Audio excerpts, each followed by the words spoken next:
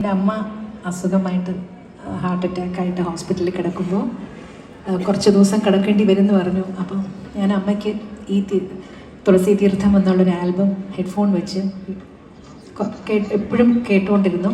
2 ദിവസത്തിനുള്ളിൽ ആൾ പുറത്തു വന്നു. അപ്പം അത്രയും ഒരു പവറാണ് ആ ഒരു പാട്ടിനുള്ളതെന്ന് ഞാൻ വിശ്വസിക്കുന്നു.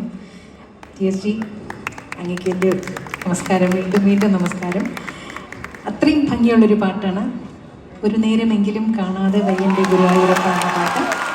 ആ പാട്ടിനോടുള്ള സ്നേഹം കൊണ്ട് ഞാൻ തരങ്ങിണിന്ന് ദാസേട്ടൻ്റെ അടുത്ത് പറഞ്ഞിട്ട് ഒരു വേർഷൻ ഞാനും പാടി എൻ്റെ സന്തോഷത്തിന് വേണ്ടി നിങ്ങൾക്കായിട്ട് ശ്രമിക്കാം. അതാണ് ഏറ്റവും സന്തോഷം. ദാസേട്ടൻ പാടിയൊരു പാട്ട് ചിത്രാജി ആവശ്യപ്പെട്ട് ഓഡിയോ ട്രാക്സിന് വേണ്ടി അതേ ഗാനം വീണ്ടും പാടിയെന്നുള്ളതാണ് ഏറ്റവും വലിയ സന്തോഷം. ഇവിടെ നമുക്ക് ചൊവ്വല്ലൂർ കൃഷ്ണൻകുട്ടി സ്മരിക്കാതിരിക്കാൻ വയ്യ. ഏത് ഇൻ്റർവ്യൂവിലും അദ്ദേഹം പറയാറുണ്ട്, ഞങ്ങളെല്ലാവരും ഒരുപോലെ തന്നെ ഭഗവാൻ എഴുതിച്ചു, ഭഗവാൻ സംഗീതം കൊടുത്തു. ദാസേട്ടൻ പറയും എൻ്റെ ഘട്ടത്തിലൂടെ ഗുരുവായൂരപ്പൻ പാടിയെന്ന്. അതാണ് ഈ ഗാനത്തിൻ്റെ സത്യം. നാരായണ.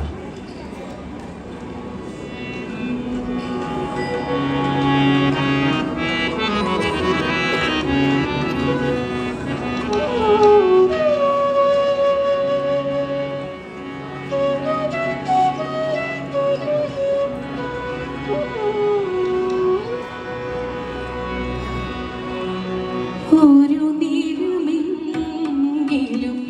കാണാതെ വയ്യൻ്റെ ഗുരുവായൂരപ്പ